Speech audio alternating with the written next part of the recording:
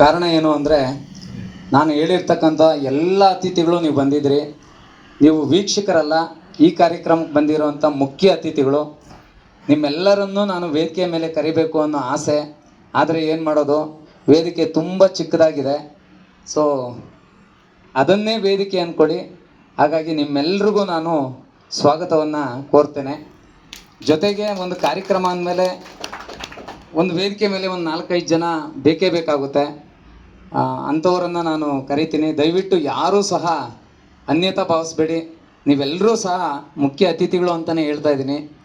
ಹಾಗಾಗಿ ನಮ್ಮ ಈ ಒಂದು ಕಾರ್ಯಕ್ರಮಕ್ಕೆ ತಮ್ಮೆಲ್ಲರಿಗೂ ಸ್ವಾಗತವನ್ನು ಕೋರ್ತಾ, ವೇದಿಕೆ ಮೇಲೆ ರಾಜನ್ ಸರ್, ಅಧ್ಯಕ್ಷರು, ಕರ್ನಾಟಕ ರಕ್ಷಣಾ ವೇದಿಕೆ, ರಾಜರಾಜೇಶ್ವರಿ ವಿಧಾನಸಭಾ ಕ್ಷೇತ್ರ, ಡಿಜಿಟಲ್ ಮೀಡಿಯಾದ ಅಧ್ಯಕ್ಷರು ಹಾಗೂ ಚಲನಚಿತ್ರ ನಟರು ಈ ನಮ್ಮ ಕಾರ್ಯಕ್ರಮಕ್ಕೆ ಬಂದಿದ್ದಾರೆ. ಅವರಿಗೂ ನಾನು ಸ್ವಾಗತವನ್ನು ಕೋರ್ತೇನೆ. ಅದೇ ರೀತಿಯಾಗಿ ನಮ್ಮ ಚಲನಚಿತ್ರದಲ್ಲಿ ಬಹಳ ಮುಖ್ಯವಾಗಿ ಪ್ರಮುಖ ಪಾತ್ರ ವಹಿಸ್ತಿರ್ತಕ್ಕಂತಹ ಮೈಕೋ ಶಿವಕುಮಾರ್ ಸರು, ಹಿರಿಯ ಕಲಾವಿದರು, ಚಲನಚಿತ್ರ ನಟರು, ಅವರು ಆಗಮಿಸಿದರೆ ಅವ್ರಿಗೂ ನಾನು ವೇದಿಕೆಗೆ ಸ್ವಾಗತವನ್ನು ಕೋರ್ತೇನೆ. ಈ ನಮ್ಮ ನೀಲಿ ಸಿನಿಮಾದ ನಾಯಕರಾದಂಥ ಪ್ರೇಮ್ ಸಾಗರ್ ಅವರು ಸಹ ಈ ವೇದಿಕೆ ಮೇಲೆ ಬರಬೇಕು ಅಂತೇಳಿ ನಾನು ಕೋರ್ತೇನೆ. ಈ ನೀಲಿ ಸಿನಿಮಾದ ನಾಯಕಿ ಸುಪ್ರೀತಾ ರಾಜ್ರವರು, ಇವರು ಸಹ ವೇದಿಕೆಗೆ ನಾನು ಬರಮಾಡ್ಕೊಳ್ತೇನೆ. ನಮ್ಮ ಶೂಟಿಂಗ್ ನಡಿಬೇಕಾದ್ರೆ ಭಾಳಷ್ಟು ನನಗೆ ಸಪೋರ್ಟ್ ಮಾಡಿದ್ದು ಅಂದರೆ ನಮ್ಮ ಮೋಹನ್ ಬಾಬಣ್ಣವರು. ಅವ್ರನ್ನೂ ನಾನು ತುಂಬ ಹೃದಯದಿಂದ ವೇದಿಕೆಗೆ ಬರಮಾಡ್ಕೊಳ್ತೇನೆ. ಇವರು ದೇವನಹಳ್ಳಿ ತಾಲೂಕು ಕನ್ನಡ ಕಲಾವಿದರ ಸಂಘದ ಅಧ್ಯಕ್ಷರಾಗಿ ಈಗ ಹಾಲಿ ಕೆಲಸ ನಿರ್ವಹಿಸ್ತಾ ಇದ್ದಾರೆ. ಅವ್ರಿಗೂ ನಾನು ತುಂಬ ಹೃದಯದ ಸ್ವಾಗತವನ್ನು ಕೋರ್ತೇನೆ. ಮತ್ತು ನನ್ನ ಶೂಟಿಂಗ್ ಸಂದರ್ಭದಲ್ಲಾಗಿರ್ಬೋದು, ಕೊನೆಯಲ್ಲಾಗಿರ್ಬೋದು, ನನಗೆ ಸಹಕಾರವಾಗಿ ನಿಂತಂಥವ್ರು ಬಿನ್ಮಂಗ್ಲ ನಾಗರಾಜಣ್ಣವರು. ದಯಮಾಡಿ ಅವರು ಸಹ ವೇದಿಕೆಗೆ ಬರಬೇಕು ಅಂತೇಳಿ ನಾನು ಕೋರ್ಕೊಳ್ತೇನೆ. ಇವರು ಕಲಾವಿದರು, ಒಂದು 2 ಸಿನಿಮಾದಲ್ಲಿ ಆ್ಯಕ್ಟಿಂಗು ಮಾಡಿದ್ದಾರೆ. ಅವ್ರನ್ನ ನಾನು ವೇದಿಕೆಗೆ ಕರೀತೇನೆ. ಇನ್ನೊಬ್ಬರು ಅತಿ ಮುಖ್ಯವಾಗಿ ನಮ್ಮ ಮೀಡಿಯಾ ಪಾರ್ಟ್ನರ್ ಆಗಿರ್ತಕ್ಕಂಥ ಸಿರಿ ಮ್ಯೂಸಿಕ್ ಚಾನಲ್ನ ವ್ಯವಸ್ಥಾಪಕರಾದಂಥ ಸುರೇಶ್ ಚಿಕ್ಕಣ್ಣ ಸರ್ ಬರ್ತಾ ಇದ್ದಾರೆ. ಅವರ ಒಂದು ಆಗಮನವನ್ನು ನಾವು ಕಾಯ್ತಾ, ನಿಮ್ಮೆಲ್ಲರ ಆಗಮನವನ್ನು ನಾನು ಮನಗಂಡು ಪ್ರತಿಯೊಬ್ಬರು ಹೆಸರು ಹೇಳೋಕ್ಕಾಗ್ತಾಯಿಲ್ಲ. ಸೊ ಅತಿ ಮುಖ್ಯವಾಗಿ ನಮ್ಮ ಈ ನೀಲಿ ಸಿನಿಮಾ ನಡಿಬೇಕು ಅಂದರೆ ಮೂಲ ಕಾರಣ ಯಾರಪ್ಪ ಅಂದರೆ, ಎಲ್ಲದಕ್ಕಿಂತ ಮೂಲ ಕಾರಣ ಏನಪ್ಪ ಅಂದರೆ ನಮ್ಮ ಶ್ರೀಧರ್ ಶೆಟ್ಟಿ ಸರ್. ಕಾರಣ ಏನು ಅಂದರೆ, ಅವ್ರು ಹೇಳಿದ ಮಾತು ಇವಾಗೂ ನನಗೆ ಕಿವಿನಲ್ಲಿ ಗುಯ್ಗೂಡ್ತಾ ಇದೆ. ಏನಪ್ಪ ಹೇಳಿದರು ಅಂದರೆ, ಗೌಡ್ರೆ ಒಂದು ಸಿನಿಮಾ ಮಾಡೋಣ ಬನ್ನಿ ಅಂದರು. ಸರ್ ನನ್ನ ಹತ್ರ ದುಡ್ಡಿಲ್ಲ ಅಂದೆ.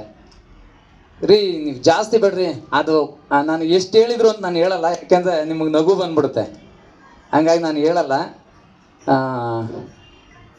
ಹೇಳಿದರು, ಸರಿ ಇಷ್ಟೇ ಅಲ್ಲ ನಾನು ಮಾಡ್ಬೋದಲ್ಲ ಅಂತಂದ್ಬಿಟ್ಟು ಧೈರ್ಯ ಮಾಡಿದೆ. ಆಮೇಲೆ ಕತೆ ಬಂದು ಹೇಳಿದರು, ಚೆನ್ನಾಗಿತ್ತು, ಅಷ್ಟರಲ್ಲೇ ಮಾಡ್ಬೋದು ಅನ್ನಿಸ್ಬಿಡ್ತು ನನಗೆ. ಆಯಿತು ಸರ್, ಯಾರನ್ನೂ ಕರೆಯೋದೇ ಬೇಡ, ನಾನೇ ಮಾಡಿಬಿಡ್ತೀನಿ ಅಂತಂದ್ಬಿಟ್ಟು ದೇವನಹಳ್ಳಿ ಒಂದು ಆಫೀಸ್ನಲ್ಲಿ ಕೂತ್ಕೊಂಡು ಡಿಸ್ಕಷನ್ ಮಾಡ್ತಾಯಿದ್ದೆ. ಆಮೇಲೆ ಧೈರ್ಯ ಮಾಡಿ ಸ್ಟಾರ್ಟ್ ಮಾಡಿಬಿಟ್ಟೆ. ಫಸ್ಟ್ ಶೆಡ್ಯೂಲಲ್ಲೇ ಸಿನಿಮಾ ಕಂಪ್ಲೀಟ್ ಆಗೋಗ್ಬಿಡ್ತು. ಆಮೇಲೆ ಏನಾಯಿತು, ಆ ಸಿನಿಮಾ ನೋಡಿದಾಗ ಏನೋ ಎಡಿಟಿಂಗ್ ಫಸ್ಟ್ ಕಟ್ ಆದಮೇಲೆ ನೋಡಿದ್ವಿ. ಇನ್ನೂ ಏನೋ ಬೇಕು ಅಂತ ನಮ್ಮ ಸಾಗರ್ ಅಂದರು. ಇಲ್ಲ ಸರ್ ಇಷ್ಟೇ ಆದರೆ ಸಾಕಾಗಲ್ಲ, ಇನ್ನೂ ಏನಾದರೂ ಬೇಕು ಅಂತಂದರು. ಸರಿ ಆಯಿತು, 2ನೇ ಶೆಡ್ಯೂಲ್ ಮಾಡೋಣ ಅಂಥೇಳಿ 2ನೇ ಶೆಡ್ಯೂಲ್ ಇನ್ನೊಂದು ಸ್ವಲ್ಪ ಸೇರಿಸ್ಬಿಟ್ಟು 2ನೇ ಶೆಡ್ಯೂಲ್ ಸ್ಟಾರ್ಟ್ ಮಾಡಿದ್ವಿ.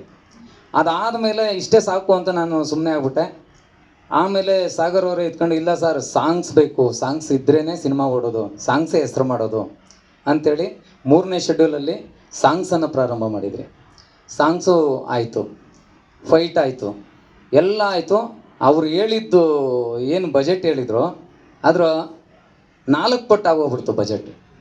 ಸೊ ಅಂತೂ ಇಂತೂ ಸಿನಿಮಾ ಕೊನೆ ಹಂತಕ್ಕೆ ಬಂತು. ಈಗ ಮುಂದಿನ ಏನು ಈ 6ನೇ ತಾರೀಕು, ಮಾರ್ಚ್ 6ನೇ ತಾರೀಕು ಸಿನಿಮಾ ಬಿಡುಗಡೆ ಆಗ್ತಾಯಿದೆ. ಸೊ ಅದಕ್ಕೆ ನಮಗೆ ಏನು ಕತೆ ಕೊಟ್ಟು ಸಂಭಾಷಣೆ ಮಾಡಿ ಒಂದು ಒಳ್ಳೆ ಪಾತ್ರದಲ್ಲಿ ಆ್ಯಕ್ಟಿಂಗ್ ಮಾಡಿ ನಮಗೆ ಸ್ಟಾರ್ಟಿಂಗಿಂದ ಇದುವರೆಗೂ ಧೈರ್ಯ ತುಂಬ್ಕೊಂಡು ಬರ್ತಾ ಇರ್ತಕ್ಕಂಥ ಶ್ರೀಧರ್ ಶೆಟ್ಟಿ ಅವರಿಗೆ ನಿಜವಾಗ್ಲೂ ತುಂಬ ಹೃದಯದ ಕೃತಜ್ಞತೆಗಳನ್ನು ನಾನು ಸಲ್ಲಿಸ್ತೀನಿ. ಇದ್ರ ಜೊತೆಗೆ ನಮಗೆ ಮಾಸ್ಟ್ರು ಅಂತೇಳಿ ನಮ್ಮ ಪ್ರಸನ್ನ ಕುಮಾರ್ ನಾಯ್ಡು ಸರು, ಅವರು ತುಂಬ ಹಿರಿಯರು. ನನಗೆ ಪ್ರತಿದಿನವೂ ಅವರು ಸಿನಿಮಾ ಬಗ್ಗೆ ಹೇಳ್ತಾನೆ ಹೋಗ್ತಾರೆ. ಹಿಂಗೆ ಮಾಡಿ ಹಂಗೆ ಮಾಡಿ ಅದು ಮಾಡಿ ಇದು ಮಾಡೋಣ ಹಂಗೆ ಮಾಡೋಣ ಹಿಂಗೆ ಮಾಡೋಣ ಅಂತೇಳಿ ಪ್ರತಿಯೊಂದು ಸಾರಿನೂ ಮಾರ್ಗದರ್ಶನ ಕೊಟ್ಕೊಂತ ಹೋಗ್ತಾರೆ. ನಾವು ಎಲ್ಲೇ ಶೂಟಿಂಗ್ ಇದ್ರೂ ಫಸ್ಟ್ ಹಾಜರಾಗ್ತಾರೆ. ಫಸ್ಟು ಅವರು ಏನು ನನ್ನ ಹತ್ರ ಬಂದ್ಬಿಟ್ಟು ಹಿಂಗೆ ಮಾಡಿ ಹಿಂಗೆ ಮಾಡು ಅಂತೆಲ್ಲ ಹೇಳ್ತಾರೆ. ಸೊ ನಮ್ಮ ಗುರುಗಳು ಅಂತಲೇ ನಾನು ಹೇಳ್ತೀನಿ. ಅವ್ರಿಗೆ ನಾನು ತುಂಬ ಹೃದಯದ ಕೃತಜ್ಞತೆಗಳನ್ನು ಸಲ್ಲಿಸ್ತೀನಿ. ಅದೇ ರೀತಿಯಾಗಿ ಇದೆಲ್ಲ ಮುಗಿದಾದ್ಮೇಲೆ ನಮಗೇನಾಯಿತು, 2ನೇ ಶೆಡ್ಯೂಲಲ್ಲಿ ಬಹಳ ಮುಖ್ಯವಾಗಿ ಒಂದು ಪಾತ್ರ ಬೇಕಾಯಿತು. ಆ ಪಾತ್ರನ ಯಾರು ಕೊಡೋದು ಅಂತೇಳಿ ನಾವು ಯೋಚನೆ ಮಾಡ್ತಾಯಿದ್ವಿ. ಅವಾಗ ಯೋಚನೆ ಮಾಡ್ತಾ ಇದ್ದಾಗ ನಮ್ಮ ಸುರೇಶ್, ಬೈಚಾಪುರ ಸುರೇಶ್ ಅವರು, ನಾನು ಮಾಡ್ತೀನಿ, ನಾನು ನಿನ್ನ ಜೊತೆ ಇರ್ತೀನಿ ಅಂತಂದ್ಬಿಟ್ಟು ಅವ್ರು ನನ್ನ ಜೊತೆ ಇದ್ದು ಸಾಕಷ್ಟು ಸಪೋರ್ಟ್ ಮಾಡಿದರು. ಸೊ ಅವ್ರಿಗೂ ನಾನು ತುಂಬ ಹೃದಯದ ಕೃತಜ್ಞತೆಗಳನ್ನು ಸಲ್ಲಿಸ್ತೇನೆ.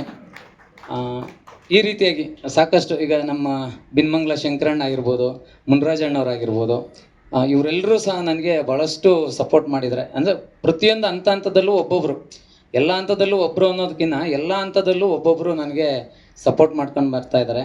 ಸೊ ಇವರೆಲ್ಲರಿಗೂ ನಾನು ಕೃತಜ್ಞತೆಗಳನ್ನು ಹೇಳ್ತೀನಿ. ಅದೇ ರೀತಿಯಾಗಿ ನಾನು ಸಿನಿಮಾ ಇಂಡಸ್ಟ್ರಿಗೆ ಬರಬೇಕು ಅಂದರೆ ಸರ್ಕಾರಿ ಶಾಲೆ ಜ್ಞಾನದೇಗುಲ ಅನ್ನೋ ಒಂದು ಸಿನಿಮಾದ ಕಥೆಯನ್ನು ಮಾಡಿ ಸುಮಾರು 3 ವರ್ಷಗಳ ಕಾಲ ನಾನು ಸಿನಿಮಾ ಪ್ರೊಡ್ಯೂಸರ್ಗೋಸ್ಕರ ಹುಡುಕಿದೆ. ಪ್ರೊಡ್ಯೂಸರ್ ಯಾರೂ ಸಿಗಲಿಲ್ಲ. ಯಾಕೆಂದರೆ ಗೊತ್ತು ನಿಮಗೆ, ಹೊಸಬರಿಗೆ ಯಾರೂ ಅವಕಾಶ ಕೊಡಲ್ಲ. ಕತೆ ಚೆನ್ನಾಗಿದೆ, ಕಡಿಮೆ ಬಜೆಟಲ್ಲಿ ಮಾಡ್ತೀನಿ ಅನ್ನೋ ಹೋಪಿದೆ, ಆದರೆ ಆ ಕಡಿಮೆ ಬಜೆಟನ್ನು ಹಾಕುವಂಥವ್ರು ಯಾರೂ ಸಿಗಲ್ಲ. ಆಗಿದ್ದಾಗ ನನಗೆ ಒಂದು ಗ್ರೂಪಿಂದ ನಮ್ಮ ಸತೀಶ್ ಗೌಡರು ಪರಿಚಯ ಆದರು. ಆ ಸತೀಶ್ ಗೌಡ್ರಿಗೆ ಹೇಳಿದೆ ಮಾಡೋಣ ಅಂತಂದರು. ಸೊ ಅವರು ಸಕ್ಸಸ್ಫುಲ್ಲಾಗಿ ಅದು 1.5 ವರ್ಷ ನಾವು ಸಿನಿಮಾ ಮಾಡಿದ್ವಿ. ಯಾಕೆಂದರೆ ಮಧ್ಯದಲ್ಲಿ ಕೊರೋನಾ ಬಂದ್ಬಿಡ್ತು. 2019ರಲ್ಲಿ ಪ್ರಾರಂಭ ಮಾಡಿದ್ದು, 2021ರಲ್ಲಿ ಕಂಪ್ಲೀಟ್ ಆಯಿತು. ಅಂತೂ ಇಂತೂ ತುಂಬ ಚೆನ್ನಾಗೇ ಮಾಡಿದ್ರಿ ಸಿನಿಮಾನ. ಅದಕ್ಕೆ ನನಗೆ ಮೊದಲನೇ ಸಿನಿಮಾಗೆ ಅವಕಾಶ ಕೊಟ್ಟಂಥ ನಮ್ಮ ಸತೀಶ್ ಗೌಡ್ರಿಗೂ ನಾನು ತುಂಬ ಹೃದಯದ ಸ್ವಾಗತವನ್ನು ಕೋರ್ತೇನೆ. ಅದೇ ರೀತಿ ಕಾರ್ಯಕ್ರಮಕ್ಕೆ ನೀವೆಲ್ಲರೂ ಬಂದಿದ್ರಿ, ನಿಮ್ಮೆಲ್ರಿಗೂ ಸಹ ನಾನು ಇದು ಮಾಡ್ತೀನಿ. ಆಮೇಲೆ ನಮ್ಮ ನಂದನ್ ಸರು, ಅವರು ಏನೋ ಸರ್ಕಾರಿ ಶಾಲೆಗಿಂತ ಮುಂಚೆ ಒಂದು ಒಂದು ಸಿನಿಮಾ ಮಾಡೋಣ ಗೌಡ್ರೆ ಅಂತ ಹೇಳ್ತಾಯಿದ್ರು. ಆಮೇಲೆ ಮಧ್ಯದಲ್ಲಿ ಸರ್ಗೆ ಒಂದು ಸ್ವಲ್ಪ ಏನೋ ಇದಾಗಿ ಗ್ಯಾಪ್ ಆಯಿತು. ಹಂಗಾಗಿ ಈಗಲೂ ಜೊತೇಲಿದ್ದಾರೆ, ಅದೇ ತುಂಬ ಖುಷಿ. ಸೊ ಎಲ್ಲ ಬಂದಿರುವಂಥ ತಮ್ಮೆಲ್ಲರಿಗೂ ಧನ್ಯವಾದಗಳು ಮತ್ತು ಸ್ವಾಗತವನ್ನು ಕೋರ್ತಾ, ಈ ಒಂದು ಟ್ರೇಲರ್ ಲಾಂಚಿಂಗ್ ಕಾರ್ಯಕ್ರಮಕ್ಕೆ ಮುಖ್ಯ ಅತಿಥಿಗಳಾಗಿ ಬಂದಿರತಕ್ಕಂಥ ನಮ್ಮ ಮೋಹನ್ ಬಾಬಣ್ಣವರು ಈ ಸಿನಿಮಾದ ಕುರಿತು ಒಂದೆರಡು ಮಾತಾಡಬೇಕು ಅಂತೇಳಿ ನಾನು ಕೋರ್ತೀನಿ.